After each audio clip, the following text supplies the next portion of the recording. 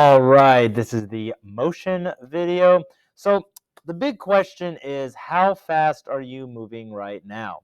So, in order to answer that, we did this lab, how fast are you moving right now, in which you researched various speeds of certain, like people and different vehicles. Then we researched how fast Earth was moving through space. So, the first ones are, people walking, the fastest human, fastest car, fastest train, fastest plane, and the fastest humans that have ever traveled were the Apollo astronauts on Apollo 10. You can see that there. And you were to look that up. Now, the next section of this lab was talking about, well, how fast are you moving, actually? So just standing still in this room, how fast is this room moving relative to Earth's axis? How fast are you moving relative to the sun? How fast is Earth moving relative to the sun? So relative to the sun is orbiting around the Sagittarius A star, that black hole at the center of the galaxy. How fast are you moving relative to that? How fast are you moving toward the Great Attractor? How fast are you moving with respect to the cosmic background radiation? And the last one is, well, what's the maximum speed limit in the universe? The what's the fastest that anything could travel? The speed of light. So when we answer this, if you're just standing in the room, it's 0 meters per second. Now, if you're looking at this room, well, you are going to be rotating around the Earth's axis at different rates depending on where you are. If you're at the North or South Pole, you're going zero, right? You're not moving. In 124 hours, you have gone nowhere. You just spun around. If you're on the equator, you travel the full 25,000 miles around the equator in the same 24 hours. So you have to look up where you are based on your latitude, and based on where we are in Indianapolis, it's 361 meters per second. Now, the Earth revolves around the sun. Relative to the sun, how fast are you moving? 29,952 meters per second. Now, the solar system revolves around the supermassive black hole Sagittarius A star at the center of our galaxy, the Milky Way. Relative to Sagittarius A star, how fast are you moving? 229,779 meters per second. And our galaxy is moving toward what's called the Great Attractor. It's a spot in space where the mass sort of is converging a lot of galaxies. Relative to that, we are traveling 600,000 meters per second. The cosmic background radiation. So, soon after the Big Bang, there was a huge release of photons. And all these photons have been traveling out ever since that happened. And you can tell how fast we're moving relative to that based on the red shift or blue shift of that cosmic background radiation. And relative to that, it's 611,111 meters per second. And the maximum speed limit in the universe is the speed of light in a vacuum. You cannot travel faster than that. What is the speed limit of the universe? 299,792,458 meters per second. And you can see how fast it's going. If this is the Earth and the Moon, it takes about a second to go from the Earth to the Moon. All right. So when you put all this together, you're going to get some graphs like this. Now, we can answer some of these questions. The question says, we'll look at the speed of the Earth in the universe graph. What can be said about the speed of humans on Earth when compared to the speed of Earth traveling through space? So what I wanted you to see is this uh, this one right here, the one at the bottom, right? So that shows you how fast we are moving through space. The Earth is moving through space. So I also put the Apollo 10 rocket on there, the fastest humans have ever traveled. And you can see that up here, you can on the graph above, how fast it's going relative to any human has ever traveled. Well, if you look at it compared to how fast we're moving in space, it's we really are traveling pretty slow here on Earth. Now, the last one I wanted you to look at is look at the speed of light graph. What can be said about the speed of humans on Earth and the speed of Earth traveling through space when compared to the speed of light? We can see here we barely put a dent in it, right? We barely put a dent in it. We're not traveling close to the speed of light. So if we look at the conclusion questions, well, you have researched and concluded that you on Earth are spinning and traveling through space incredibly fast. Do you feel this motion? Come up with the reason why. So the reason why is because, like, yeah, we might be moving incredibly fast, but everything around us is also moving at that same speed. So we're not going to notice it, right? We might be rotating about the Earth's axis incredibly fast here, but so is everything else around me. So I don't really see that motion. In all the questions where you were researching the speed of Earth through the universe, what did you need in order to answer all of them? Well, all of those questions said relative to this, relative to this. You needed something, a reference point. You needed a reference point. You needed that frame of reference. So you could say you're traveling, hey, I'm just standing still in this room. Well, that could also be, over 800 miles per hour based on where you are on a latitude, just like when you compare it to the Earth's axis, or to the sun, you're going incredibly fast around the sun relative to the sun. You need that frame of reference. So in all the questions where you're researching the speed of humans on Earth, why do you think a frame of reference didn't need to be established? Because it's just a given, right? Because we just compare it to the surface of the Earth. Relative to us, we think the Earth is stationary, right? Because we don't really feel the motion of the Earth. So when you say, oh, I'm driving 28 miles per hour, well, that's relative to the Earth's surface. But we don't say that because like, unless you were the some of the few astronauts that have gone out into outer space, our reference point is always going to be the surface of the Earth. And there's only one question left to ask: how fast are you moving right now? You can't answer this question unless you have that reference point, unless you have a frame of reference relative to what. So it could be any of those, right? You could be at rest, or you could be traveling incredibly fast through space. So all this was basically to say that, the theory of special relativity. Well, Einstein stated that the laws of physics are the same for all non-accelerating observers, and he showed that the speed of light within a vacuum is the same no matter the speed at which an observer travels. There's a lot to get into there. But for this class, what you need to know is that in physics terms, there's no difference between being at rest and moving at a constant velocity. And acceleration is the only real motion, or absolute motion, right? I just put in real in quotes, but it's the only absolute motion. Being at rest and constant velocity are the same. So when we jump into motion, we need to talk about how we're going to measure some of these quantities. So a quantity is any measured amount. So anything that you measure is going to be a quantity. Now, there are two types of quantities. One is a scalar quantity. It's just going to be the magnitude. So the basic scalar quantities are going to be volume, speed, mass, area, length, time, temperature, and height. Now, there is another type of quantity, a vector quantity. It has both magnitude and direction.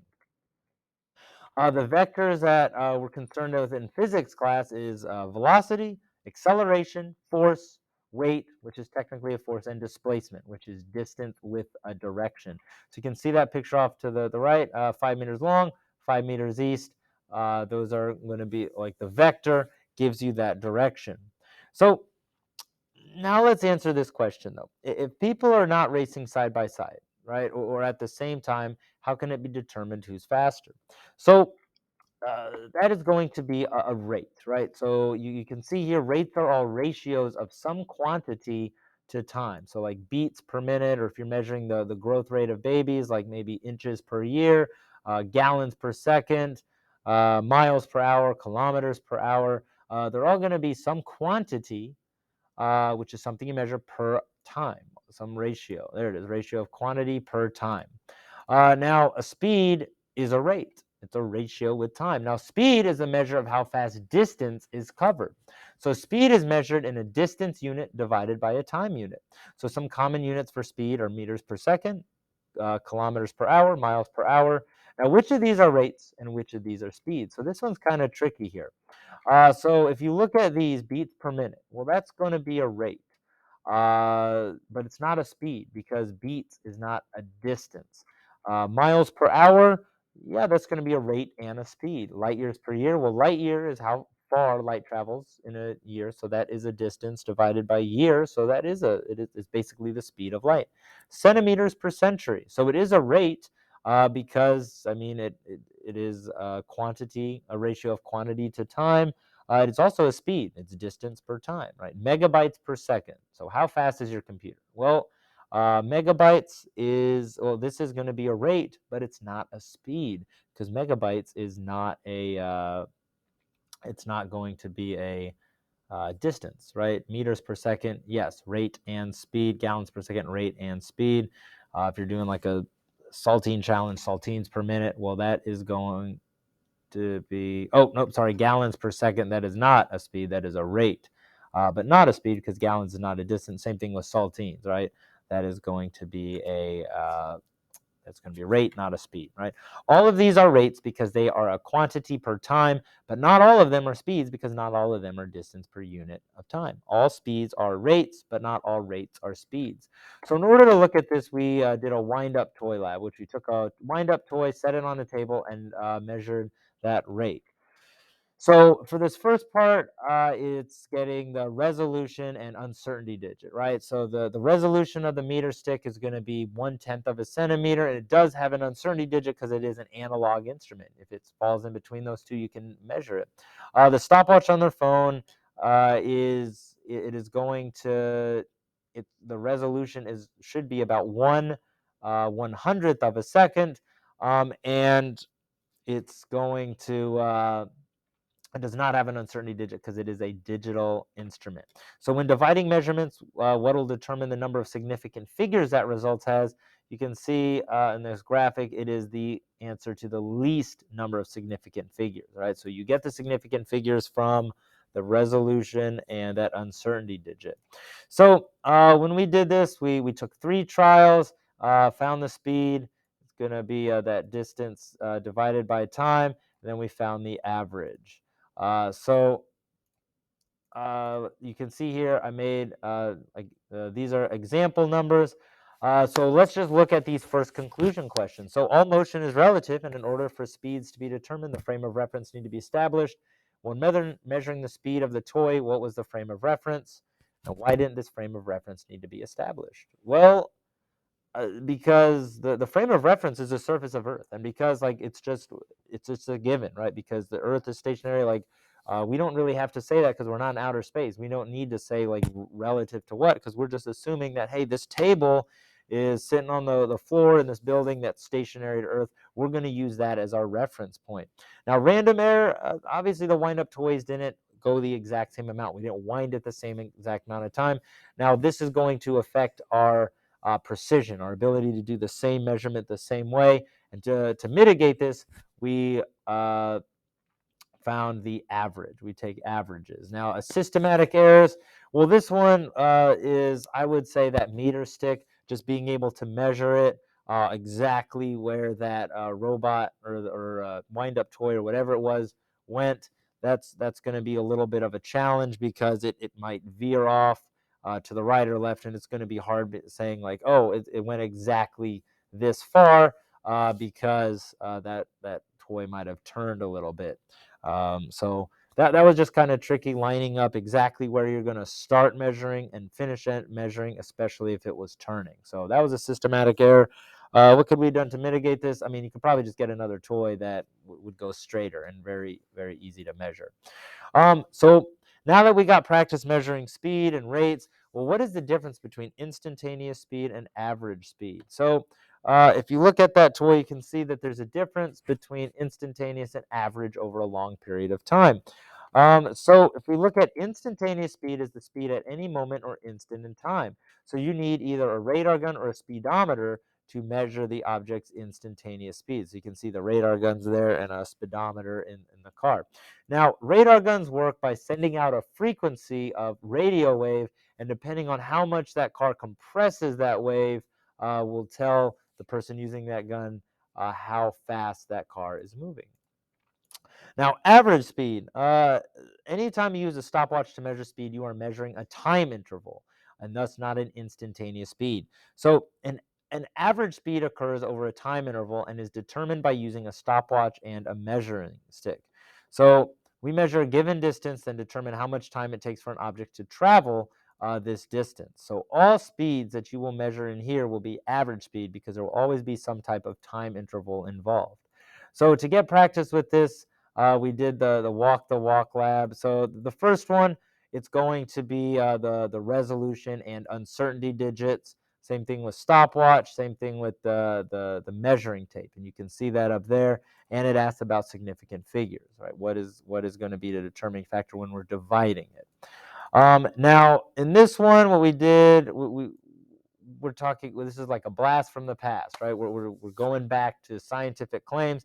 If I say this, skipping is faster than any motion where one foot is always on the ground, that is a scientific claim because we can go out and test it. So we make a hypothesis, be as specific as possible. So in this one, we use a stopwatch and the measuring tape.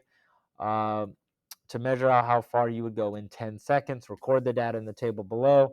Use a timer and measuring tape in the hallway to measure how long it takes you to go 20 meters. Record your data in the table below. So in this one, we're doing two different things. In one of them, four different things. We're doing four different actions. We're walking, backwards walking, speed walking, and skipping. So, but for each of these, we're doing two different trials. One, you're walking as far as you can go in 10 seconds. The other, you're seeing how long it takes to go in 10 seconds. So you know one or the other. Now, in this one, let's see, in an experiment to test whether skipping is faster than any motion where one foot is always on the ground, identify the independent variable, dependent variable, and three constant variables for this experiment. So the independent variable is what we are manipulating. So that's like the type of motion, whether we're walking, going backwards, or skipping. And the dependent variable is what we're measuring. We're measuring the speed of those. So constants, you'd probably want to keep the distances the same, right? You'd probably want to keep those distances the same because, people might slow down after like a mile of doing it. You probably want to keep the person the same. People walk at different rates. You probably want to keep the surface that you're doing that on, or the wind, right? People might walk faster. If it's raining, they might walk slower than it's sunny. So you want to keep everything the same other than what you're changing and what you are measuring. So in this one, in all the trials where the speed was calculated, were they instantaneous speed or average speeds? Explain your answer. They were going to be the average speed because remember, we're using a time interval. We're using a measuring stick and a time interval. Now, all motion is relative, right? In order for speed to be determined, a frame of reference need to be established. When measuring the speed of the person, what was the frame of reference? Why do you think this frame of reference didn't need to be established in the directions? Well, because just like in that wind-up toy lab, right? It's just a given that the frame of reference is the surface of the Earth because we're not in a spaceship going out into space where we have to establish a different frame of reference. Hey, the surface of the Earth is stationary relative to us. That's just what we're going to use. Identify any random errors that were or could have been in this experiment. We don't walk the same way every time, right? They did affect the precision, our ability to get the exact same measurement every single time. And what was done with this? Well, we averaged them, right? We did two different trials in each, and we averaged how fast they walked. Systematic errors. This could just be like being able to, like when somebody's walking, being able to measure exactly where their foot landed because they're going to be far away from the tape. You're going to, move the tape over. So we're not going to get like an exact thing. So if you're looking at that, these exact meters, like down to that could be a little tricky based on where they landed because it's not like we're measuring a stationary not like we're measuring a straight edge that you can just put it up and really see it. There is going to be some systematic error in using that ruler. And then this last one saying, okay, great. Now that we have the rate, calculate how long it would take a person doing these activities to skip a mile, right? So I gave you the distance. You should know the skipping rate. You can see that average is 3.549 meters per second. Calculate and then calculate the how long it would take for them to skip a mile. All right, and as always, there's too much unknown in the universe to take a break from learning. Get out there and question everything.